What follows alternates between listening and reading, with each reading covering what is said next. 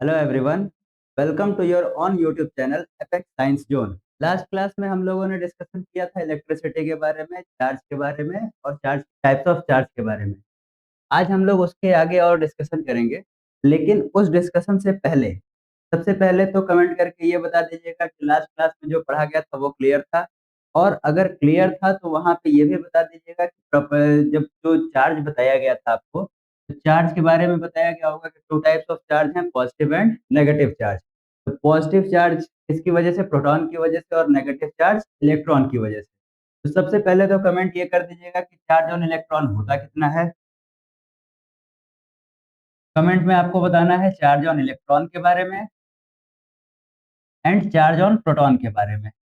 इन दोनों के बारे में कमेंट कर दीजिएगा, उसके बाद हम आगे की पढ़ाई स्टार्ट करते हैं।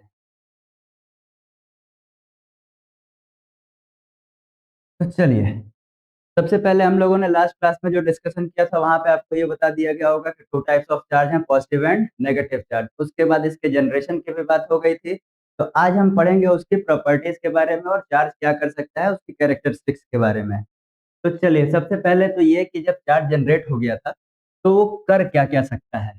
तो सबसे पहला तो ये हो सकता है कि चार्ज एट रेस्ट पे हो सकता है, मतलब आलसी पड़ा हो हम लोग जैसा। तो अगर चार्ज आलसी है, मतलब वो क्या कर रहा होगा? रेस्ट।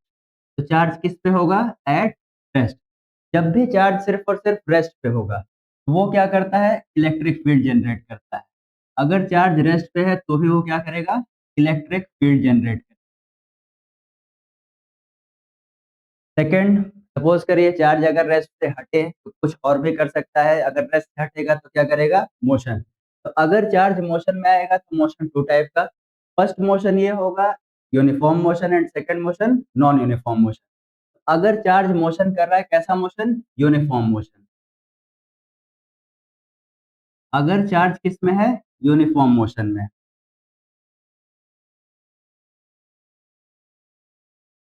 तब वो क्या करेगा? इलेक्ट्रिक फील्ड तो जनरेट करेगा ही। इलेक्ट्रिक फील्ड को मैंने ई डॉट एफ लिखा।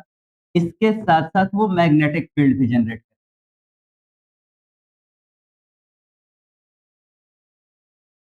क्या कहा मैंने? कि अगर चार्ज रेस्ट पे होगा तो सिर्फ और सिर्फ इलेक्ट्रिक फील्ड, और चार्ज अगर मोशन में होगा तो इलेक्ट्रिक फील्ड के साथ मैग्नेटिक फील्ड भी जनरेट करेगा। अब अगर हम इसकी बात करेंगे तो क्लास टेंथ की बात की जाएगी, तो क्लास टेंथ में जो आप चैप्टर पढ़ रहे हो इलेक्ट्रिसिटी, उसमें आप इलेक्ट्रिक फील्ड के बारे में पढ़ोगे। इसके बाद जो नेक्स्ट चैप्टर है magnetic effect of electric current, उसमें हम मैग्नेटिक फील्ड के बारे में पढ़ेंगे। तो इन दोनों के बारे में तो आपको क्लास टेंथ में ही पढ़ लेना है। इसके बाद अगर चार्ज यूनिफॉर्म मोशन से हट के क्या करे? Non uniform motion, that is accelerated motion अगर चार्ज करता है। तो चार्ज अगर एक्सेलरेटेड मोशन करेगा, जिसको मैंने लिखा नॉन यूनिफॉर्म मोशन।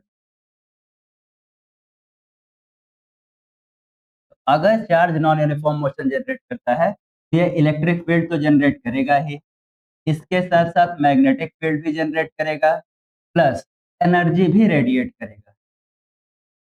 अब एनर्जी रेडिएट करेगा तो वो किस फॉर्म में रेडिएट करेगा? इलेक्ट्रोमैग्नेटिक वेव्स के फॉर्म में। Energy in the form of electromagnetic waves. तीन चीजों के बारे में हम लोगों ने पढ़ा कि पहला क्या होगा? चार्ज रेस्ट पे होगा, दूसरा यूनिफॉर्म मोशन में होगा, तीसरा क्या होगा? Non uniform motion, that is accelerated motion. अब अगर चार्ज रेस्ट पे है तो इलेक्ट्रिक फील्ड जनरेट करेगा, चार्ज मोशन में है यूनिफॉर्म मोशन, तो इलेक्ट्रिक फील्ड के साथ साथ मैग्नेटिक फील्ड भी जनरेट करेगा। थर्ड, ये मैंने कहा कि अगर नॉन यूनिफॉर्म मोशन या एक्सेलरेटेड मोशन कर रहा है तो electric field plus magnetic field plus energy भी रेडिएट करेगा। किस फॉर्म में? इलेक्ट्रोमैग्नेटिक वेव्स के फॉर्म में। तो ये तीन चीजें पढ़ ली हमने कि चार्ज कर क्या क्या सकता है। पढ़ना भी आपको क्लास टेंथ में इलेक्ट्रिक फील्ड के बारे में है, मैग्नेटिक फील्ड के बारे में है, प्लस इलेक्ट्रोमैग्नेटिक वेव्स के बारे में क्लास ट्वेल्थ में आप स्टडी करोगे। चलिए, अब इसके बाद हमें पढ़ना है प्रॉपर्टीज ऑफ चार्ज के बारे में। चार्ज की क्या क्या प्रॉपर्टीज होती हैं, उन सब के बारे में हमें प्रॉपर स्टडी करनी है। चलिए देखते हैं प्रॉपर्टीज ऑफ चार्ज। अब फर्स्ट प्रॉपर्टी की अगर हम बात करेंगे तो चार्ज कैसी क्वांटिटी है? Charge is scalar quantity.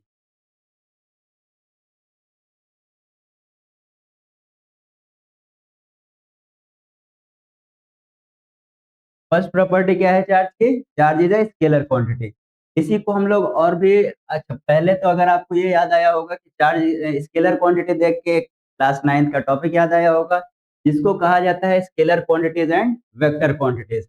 सबसे पहले तो अगर मैं सबसे बेटर तो ये होगा कि मेरे बताने से पहले आप खुद ही कमेंट कर दें, लेकिन जिसको नहीं पता है मैं पहले आपको बता दूं, scalar quantities are those quantity which require only magnitude to express themselves। तो क्या बोला मैंने कि जो जो भी ऐसे फिजिकल क्वांटिटी जिसको एक्सप्रेस करने के लिए सिर्फ और सिर्फ क्या चाहिए, मैग्नीट्यूड। जिनको एक्सप्रेस करने के लिए सिर्फ और सिर्फ मैग्नीट्यूड चाहिए, तो वो फिजिकल क्वांटिटी क्या कही जाएंगी, स्केलर क्वांटिटी। तो और सेकंड क्वांटिटी क्या थी, वेक्टर क्वांटिटी।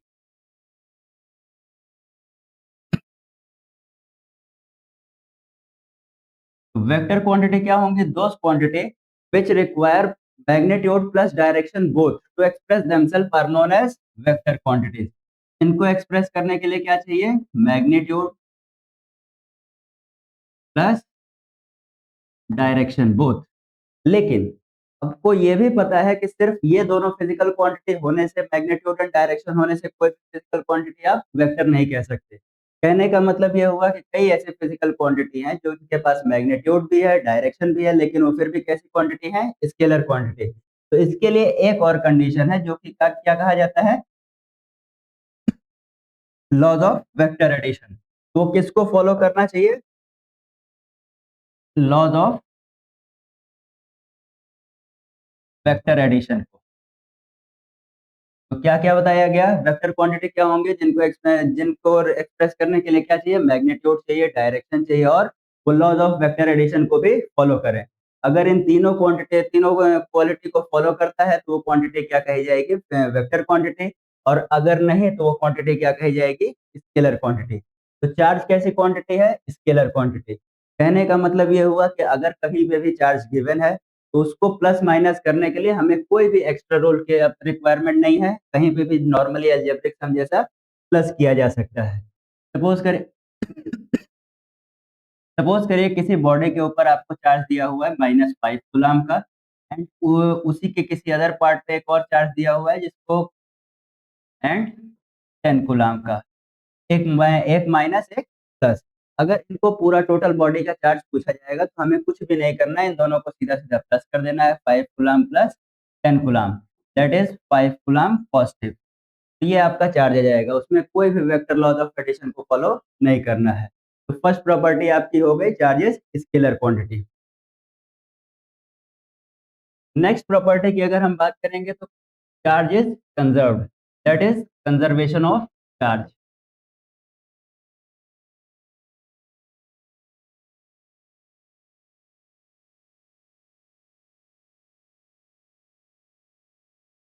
सेकंड प्रॉपर्टी आपकी है conservation of charge. Class 9th में आपने पढ़ा होगा कंजर्वेशन ऑफ एनर्जी के बारे में। वहां पे आपको बताया गया होगा कि अगर कोई total energy of total energy of a universe remains constant. यहाँ पे भी अगर हम बात करेंगे, यहाँ की अगर बात की जाएगी तो इसमें भी आपको यही बताया जाएगा कि कंजर्वेशन ऑफ चार्ज में कि अगर एक आइसोलेटेड बॉडी है उसका चार्ज ऑलवेज क्या होगा, कंजर्व होगा। मतलब कहने का ये हुआ कि अगर कोई भी आइसोलेटेड बॉडी है उसके ऊपर आइसोलेटेड चार्ज को जनरेट करना और उसको डिस्ट्रॉय करना पॉसिबल नहीं है। दैट इज मैं कह सकता हूं यहाँ पे एन आइसोलेटेड चार्ज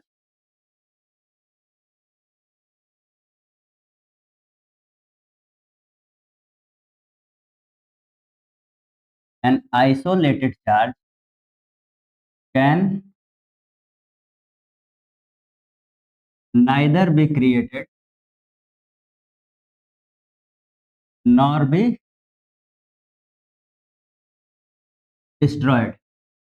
क्या कहा मैंने कि an isolated charge can neither be created nor be destroyed, it can be only created in the form of pairs.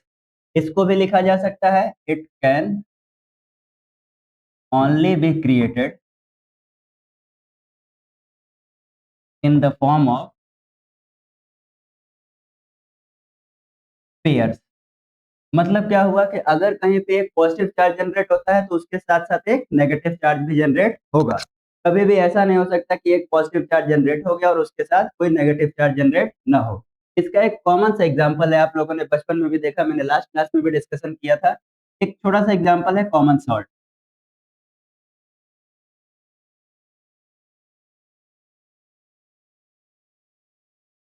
Common salt का एग्जांपल लेते हैं NaCl। अब अगर इसको हम ब्रेक करेंगे तो आपको पता है कि ये ब्रेक किसमें होता है, Na plus and Cl minus में। तो अगर आपने ये देखा कि अगर इसको ब्रेक किया जाएगा, ये न्यूट्रल बॉडी है क्योंकि इसके ऊपर कोई भी चार्ज नहीं है। अब अगर इसको ब्रेक किया गया तो एक पॉजिटिव चार्ज जनरेट हुआ, दूसरा नेगेटिव चार्ज। तो कभी भी अगर जनरेशन होगा तो एक पॉजिटिव के साथ दूसरा नेगेटिव जरूर जनरेट होगा, तो इसी को हम लोग कहते हैं कंजर्वेशन ऑफ चार्ज। ऐसे ही कभी भी अगर आपने आगे पढ़ोगे आप, तो वहां बताया जाएगा आपको कि एक इलेक्ट्रॉन एंड एक पॉजिट्रॉन मिलकर दो गामा रेस बनाती हैं, जिसमें जिसका कोई भी चार्ज नहीं होता है। खैर उसके ऊपर नहीं, लेकिन अभी आपको ये पता होना चाहिए conservation of charge. Isolated charge can neither be created nor be destroyed. Next property की अगर हम बात करें तो नेक्स्ट प्रॉपर्टी है आपकी quantization of charge.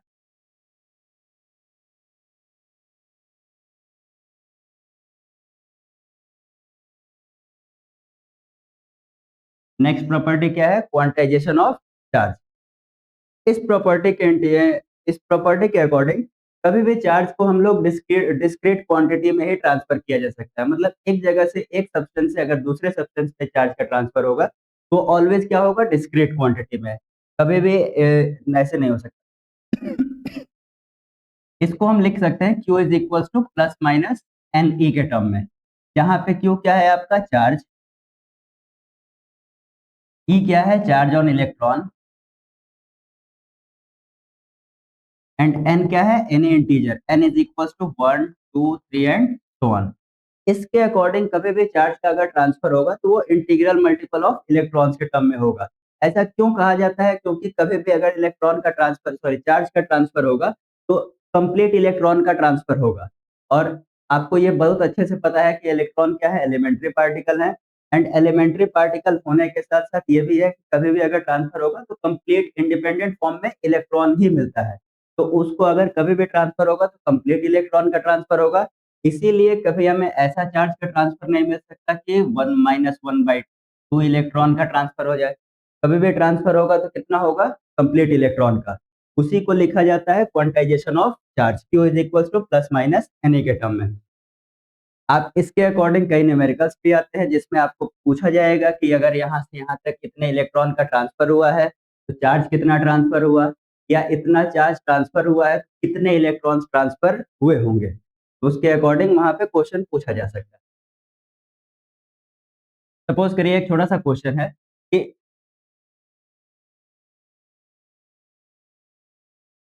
If 1 coulomb of charge is transferred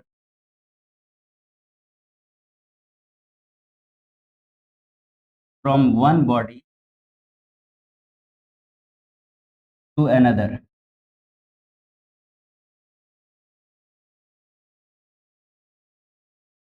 then find the number of electrons transferred।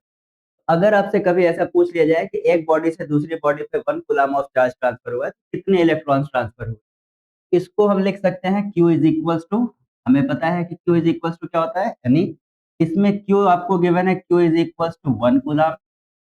A is equal to हमें पता है कि होता है 1.6 इंटू 10⁻⁻19 कूलम। और n की वैल्यू फाइंड करनी है तो वैल्यू पुट करेंगे उस पे इक्वेशन में। 1 is equal to n into 1.6 into 10⁻⁻19 coulomb. Solve कर लेंगे तो n is equal to 1/1.6 into 10⁻⁻19। अगर इसको और सॉल्व किया जाएगा तो सॉल्यूशन में आएगा आपका 6.25 इंटू 10⁻18 इलेक्ट्रॉन्स। मतलब क्या हुआ कि अगर किसी बॉडी पे 1 कूलम चार्ज का ट्रांसफर हुआ है, 1 कूलम चार्ज ट्रांसफर हुआ है, तो वहां पे कितने इलेक्ट्रॉन्स ट्रांसफर हुए हैं, 6.25 इंटू 10⁻18 इलेक्ट्रॉन्स। तो इस टाइप के और भी क्वेश्चंस आ सकते हैं, आपको ट्राई कर लीजिएगा। नेक्स्ट, अगर हम और प्रॉपर्टी की बात करें, ये प्रॉपर्टीज हो चुकी हैं। फोर्थ प्रॉपर्टी की अगर बात की जाएगी, फोर्थ प्रॉपर्टी आपकी है charge is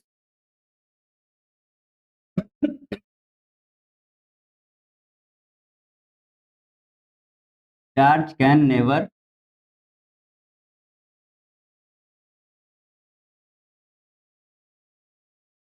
exist without mass. Fourth property क्या है आपकी? Charge can never exist without mass. इसका मतलब ये हुआ कि अगर कहीं पे कोई बॉडी है, उसका मास अगर जीरो है तो उसके ऊपर चार्ज होना पॉसिबल नहीं है। मतलब ये हुआ कि आपने बचपन अभी जस्ट पहले ये देखा कि चार्ज का जो ट्रांसफर हो रहा है वो किसकी वजह से हो रहा है? इलेक्ट्रॉन के ट्रांसफर की वजह से। अगर सॉलिड की हम बात करें तो इलेक्ट्रॉन के ट्रांसफर की वजह से चार्ज का ट्रांसफर हो रहा है। अब अगर चार्ज का ट्रांसफर इलेक्ट्रॉन की वजह से होगा, हमें ये भी पता है कि बहुत स्मॉल पार्टिकल्स हैं, लेकिन फिर भी कुछ तो मास होता है उनका।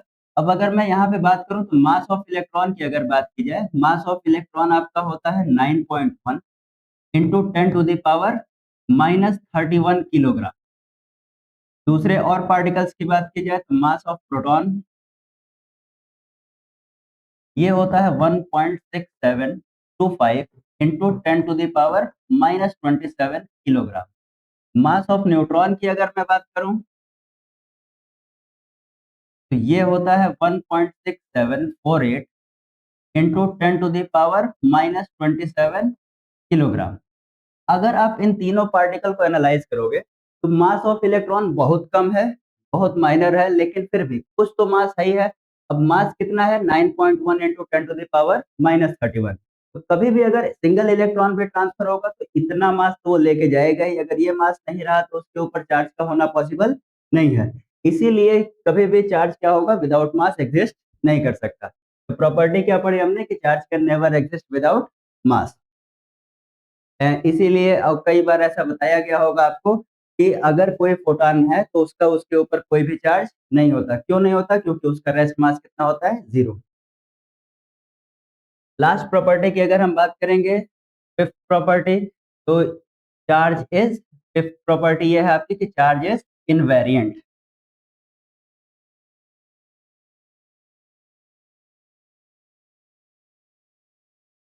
Charge is invariant of speed. इसको कहने का मतलब ये हुआ दैट इज कि चार्ज का उसके स्पीड या रेस्ट के मोशन पे कोई भी इम्पैक्ट नहीं पड़ता है। थियरी ऑफ रिलेटिविटी के अकॉर्डिंग आपने पढ़ा हुआ है कि अगर कोई ऑब्जेक्ट जिसको बहुत ज्यादा स्पीड प्रोवाइड कर दी जाए तो उसके मास में वेरी आता है। आपने ये फॉर्मूला कहीं ना कहीं पढ़ा होगा कि m is equals to m naught upon under root 1 - v² upon t²। यहाँ पे आपको बताया गया होगा ये आपका काइनेटिक मास, ये आपका रेस्ट मास, ये है आपकी वेलोसिटी ऑफ ऑब्जेक्ट,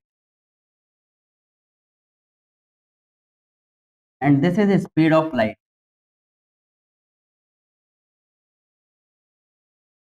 अब इसके अकॉर्डिंग अगर आप देखोगे तो रेस्ट मास और काइनेटिक मास में वेरी करेगा। अगर कोई भी ऑब्जेक्ट को speed almost speed of light के बराबर प्रोवाइड की जाए तो उसके मास में वेरी आएगा। लेकिन अगर हम चार्ज की बात करेंगे तो चार्ज का उसकी स्पीड के ऊपर कोई भी इम्पैक्ट नहीं पड़ता है। चार्ज को आप रेस्ट पे रखिए, अगर कोई बॉडी रेस्ट पे है, मोशन में है, किसी भी स्पीड से मोशन कर रहा है, चार्ज का उसका कोई इम्पैक्ट नहीं पड़ेगा। हम लोगों ने 5 प्रॉपर्टी पढ़ी। पहली प्रॉपर्टी ये थी कि charge is scalar quantity. Second property ये थी कि charge is conserved, that is an isolated charge can neither be created nor be destroyed, it can only be generated in the form of pairs। Third हम लोगों ने पढ़ा quantization of charge, that is Q, that is charge can be written in the form of q is equals to plus minus ne। Fourth property charge can never exist without mass, तो वहां पे without मास exist नहीं कर सकता। और fifth property ये है कि charge is invariant of speed, that is उसका स्पीड के ऊपर कोई भी इम्पैक्ट नहीं पड़ता है। तो ये हम लोगों ने प्रॉपर्टीज पढ़ लिया। अगर हम आज की बात करें तो आज हम लोगों ने क्या क्या पढ़ा? Speed of sorry characteristics charge क्या क्या कर सकता है। दूसरा पढ़ लिया प्रॉपर्टीज ऑफ चार्ज के बारे में। अब हमें ये भी पता है कि चार्ज क्या करते हैं। अगर वो आपस में है, सेम चार्जेस हैं तो रिपेल करेंगे, अपोजिट चार्जेस हैं तो अट्रैक्ट करेंगे। चलिए थोड़ा सा उसके बारे में भी। आपको ये पता है कि अगर दो कोई पॉजिटिव चार्ज है, हमने ये बचपन से पढ़ा है कि same charges repel each other. अब रिपेल करने का मतलब ये है कि यहाँ पे अगर दो पॉजिटिव चार्ज है तो ये चार्ज इसके ऊपर इस डायरेक्शन में फोर्स लगाएगा, ये चार्ज इसके ऊपर इस डायरेक्शन में फोर्स लगाएगा। अगर मैं नेगेटिव चार्ज की बात करूँ तो भी सेम प्रोसेस होगा। ये इसके ऊपर इधर और ये इधर। अगर अपोजिट चार्जेस रख दिए जाए, एक पॉजिटिव एक नेगेटिव, तो ये चार्ज इसको अपने डायरेक्शन में अट्रैक्ट करेगा और ये चार्ज इसको अपने डायरेक्शन में अट्रैक्ट करेगा। इतना तो हमने पढ़ा हुआ है, लेकिन ये जो चार्ज है अट्रैक्ट और रिपेल तो कर रहे हैं, लेकिन किस फोर्स से अट्रैक्ट एंड रिपेल करेंगे उसको बताने के लिए कुलाम और उनके कुछ साथी थे, उन्होंने क्या किया, कुछ एक्सपेरिमेंट्स किए और एक्सपेरिमेंट्स करने के बाद ये बताया कि इनके बीच में कितना फोर्स लगता है, वो किन किन चीजों पे डिपेंड करता है और कितना फोर्स लगता है। तो चलिए उसके बारे में देखते हैं। हेडिंग है आपका Coulomb's law.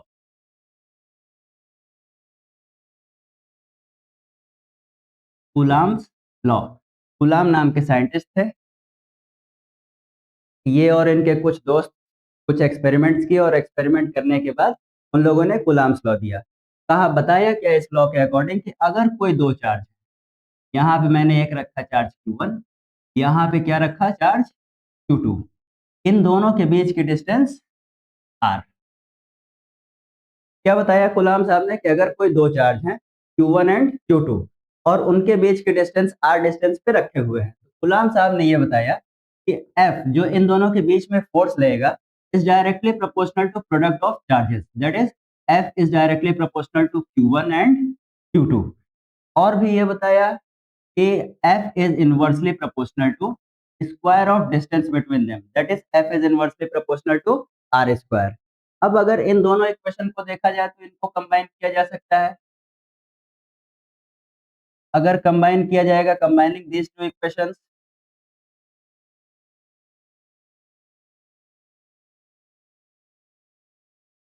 These two equations क्या हमें मिलेगा, F is directly proportional to Q1 Q2 upon R square।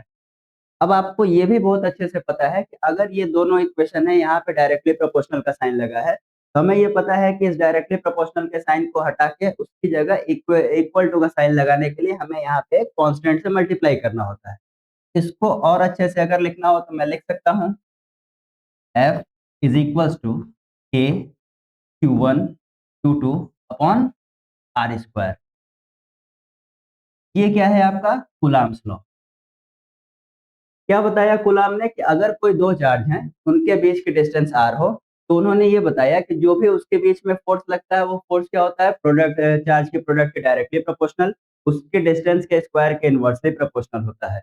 अब इसको अगर मैथमेटिकल टर्म में लिखा जाए तो f is directly proportional to Q1 Q2 upon R square, और उसके बाद मैं लिख सकता हूँ कि f is equal to K Q1 Q2 upon R square. इस इक्वेशन को देख के, इस पूरे डेरिवेशन को देख के आपको कुछ कुछ याद आ रहा होगा क्लास नाइन्थ में आपने पढ़ा था यूनिवर्सल लॉ ऑफ ग्रेविटेशन। अगर याद हो तो मैं यहाँ कोने में लिखता हूँ। यूनिवर्सल लॉ ऑफ ग्रेविटेशन में आपने पढ़ा होगा कि अगर कोई दो object m1 mass and m2 मास के दो ऑब्जेक्ट एक दूसरे के पास पास रखे हुए हों, किस डिस्टेंस पे, r डिस्टेंस पे, तो ये दिया था न्यूटन साहब ने। न्यूटन साहब ने क्या बताया था कि अगर कोई दो ऑब्जेक्ट m1 एंड m2 मास के r डिस्टेंस पे रखे हों तो इनके बीच में जो ग्रेविटेशनल फोर्स लगता है F is directly proportional to product of their masses, that is F is directly proportional to m1 m2 and F is inversely proportional to square of distance between them, that is F is directly inversely proportional to R square। अगर इन दोनों को combine किया जाए तो लिखा जा सकता है F is directly proportional to m1 m2 upon R square. इसको और अच्छे से यहाँ पे प्रोपोर्शनलिटी साइन रिमूव करके कांस्टेंट लगाना है, तो कांस्टेंट लगाने के लिए क्या लिखा गया था, F is equals to G m1 m2 upon R square. अब कई लोगों को देख के लग रहा होगा कि दोनों ने एक दूसरे को कॉपी किया है क्योंकि सिमिलर है। बस याद रखने के लिए आपको ये बताया गया, ये चीज आपने 9th में पढ़ा, ये आप कहाँ पढ़ रहे हो, 10th में पढ़ रहे हो। तो सिमिलर में दोनों फॉर्मूले हैं, बस डिफरेंस क्या है कि यहाँ पे मास है, यहाँ पे चार्ज है। यहाँ जी की वैल्यू अगर याद हो तो कमेंट करके बता दीजिएगा। जी इज इक्वल टू, जी है क्या, universal constant, universal gravitational constant.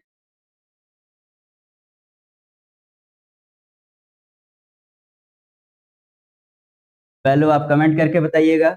यहाँ पे के की अगर हम बात करेंगे तो के की वैल्यू होती है के को लिखा जा सकता है आपका K is equal to 1/4 pi epsilon naught. यहाँ पे ये जो टर्म लिखा हुआ है इसको हम लोग पढ़ते हैं epsilon not.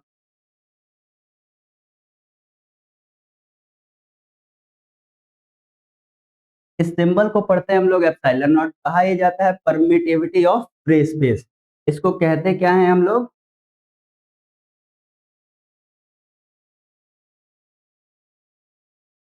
Permittivity of free space.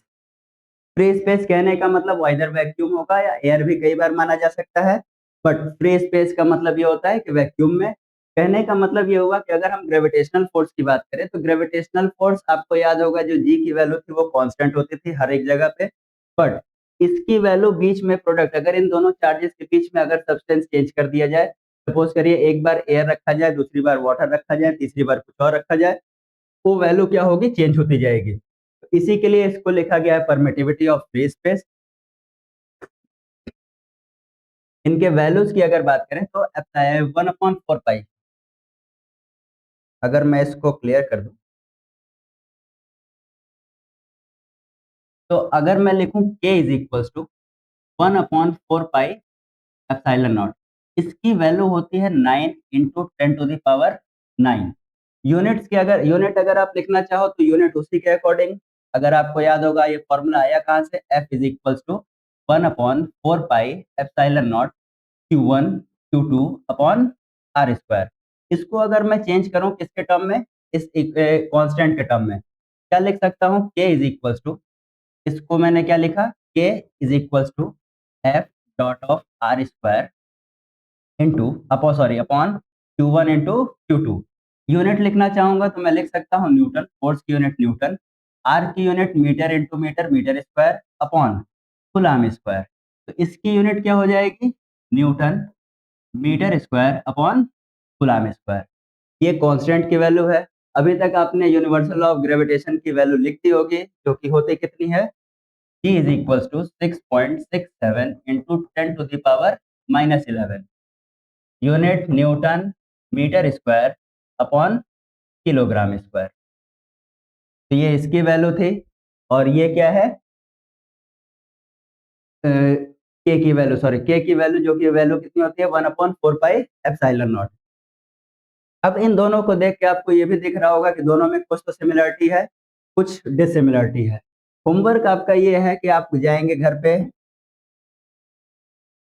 घर पे जाने के बाद आपको करना क्या है? एक क्वेश्चन सॉल्व करना है जिसमें बताया क्या गया है। आपको यहाँ पे देखना है कि दो चार्ज, सपोज करिए इलेक्ट्रॉन्स ले लिया मैंने, एक इलेक्ट्रॉन यहाँ रखा है, दूसरा इलेक्ट्रॉन यहाँ रखा है। इन दोनों के बीच में आपको पता है कि अगर इन दोनों का चार्ज है तो उसकी वजह से इनके बीच में इलेक्ट्रोस्टैटिक फोर्स लग रहा होगा। सपोज करिए इसके बीच में डिस्टेंस कितनी है? 1 मीटर। इनके बीच में आपको फाइंड करना है इलेक्ट्रोस्टैटिक फोर्स। दूसरा इनका मास है तो मास की वजह से जो ग्रेविटेशनल फोर्स लग रहा होगा वो ग्रेविटेशनल फोर्स भी फाइंड करना है। तो एफ जी फाइंड करना है, इलेक्ट्रोस्टैटिक फोर्स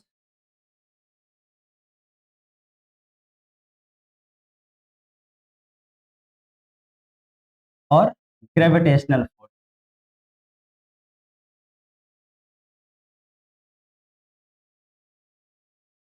इन दोनों फोर्स को फाइंड करके इनका रेशियो फाइंड करना है। ये आपका होमवर्क रहेगा। वैसे मैं बता भी दूंगा नेक्स्ट क्लास में, लेकिन पहले आप ट्राई करिएगा। क्या कहा मैंने? ये दो इलेक्ट्रॉन है जो कि कितने डिस्टेंस पे रखे हुए हैं? 1 मीटर के डिस्टेंस पे। इनके बीच में आपको इलेक्ट्रोस्टैटिक फोर्स फाइंड करना है, ग्रेविटेशनल फोर्स फाइंड करना है, और अगर ये दोनों फाइंड कर लिया आपने तो इनके बीच में आपको रेशियो फाइंड करना है कि कौन सा। इसके अकॉर्डिंग फाइंड क्यों करना है? क्योंकि इसकी वजह से आपको पता चलेगा कि इलेक्ट्रोस्टैटिक कितना स्ट्रॉन्ग फोर्स है और ग्रेविटेशनल फोर्स कितना वीक फोर्स है। तो इसको आप कर लीजिएगा।